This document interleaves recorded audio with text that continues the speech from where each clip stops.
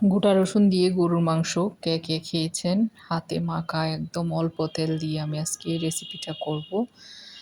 একদম সহজ রেসিপিতে এটা যারা ব্যাচেলর আছেন তাদের জন্য আমার মনে হয় একদম সহজ হয়ে যাবে। তাহলে চলুন আজকের এই মজার রসুনের গরুর মাংসটা আমি কিভাবে রান্না করেছি আপনাদের সাথে শেয়ার করি।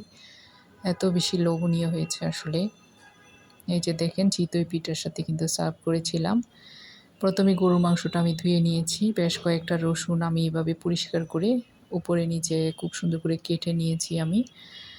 এরপরে রসুনগুলাও দিয়ে দিয়েছি। দিচ্ছি হচ্ছে নারিকেল বাটা এখানে ১ টেবিল চামচ উঁচা করে। বাদাম বাটাও দিয়ে দিচ্ছি ১ টেবিল চামচ উঁচা করে।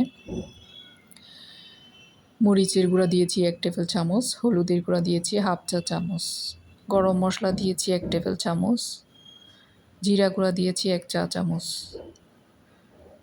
লবণটা তো স্বাদ মতো দিতে হবে। আদা রসুন বাটা দিয়েছি ২ টেবিল চামচ।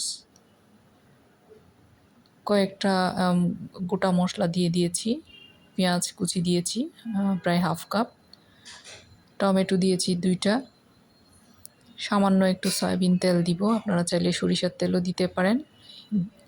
এই ২ টেবিল চামচের মতো সয়াবিন তেল দিয়েছি। আমি গরুর মাংসতে খুব কম সয়াবিন তেল ইউজ করি। আসলে আমি সব রান্নাতে তেল কম দেওয়ার ট্রাই করি আর কি। একটা সময় অনেক বেশি তেল দিতাম। যখন খুব বেশি রান্নার সম্বন্ধে আইডিয়া ছিল না, তখন আর কি শরীরের জন্য ভীষণ ক্ষতিকর। নেড়েচেড়ে রান্না তো বসিয়ে দিয়েছি। এই যে মাংস থেকে বেশ কিছু পানি বের হয়ে এসেছে। এই জল দিয়ে এই পানি দিয়ে মাংসটা সিদ্ধ করে নিব। বেশ কিছুক্ষণ রান্না হওয়ার পর যখন পানিটা একটু শুকিয়ে আসবে তখন আমি সেদ্ধ পানি দিয়ে দিব ঝোলের জন্য। যেটা আর ভিডিওতে নেওয়া হয় নাই। আপনারাও এটা যখন পানিটা শুকিয়ে যাবে তখন ঝোলের পানিটা দিয়ে দিবেন। আর এই যে নেড়েচেড়ে দেখবেন মাঝখানে আমি কিন্তু ঝোলের পানি দিয়ে তারপর হচ্ছে নেড়েচেড়ে বেশ কয়েকবার দেখেছি, উল্টে পাল্টে দিয়েছি। এখন রান্না প্রায় আমার শেষের দিকে এসে গিয়েছে। এই যে দেখেন একদম কত সুন্দর সফট হয়ে গিয়েছে।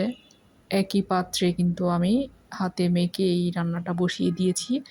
কোনো কিছু বাগারও দিই নাই, এক্সট্রা কোনো কিছু দিই নাই। জাস্ট খাবারটা যে এত বেশি লোভনীয় হয়েছিল।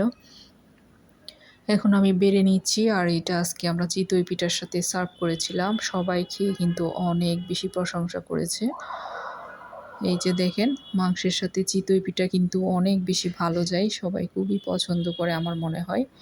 এভাবে চাইলে আপনারা সহজভাবে রান্না করে নিতে পারেন। আর রেসিপি ভালো লাগলে প্লিজ একটা লাইক কমেন্ট করে আমার চ্যানেলের পাশে থাকবেন। আসসালামু আলাইকুম।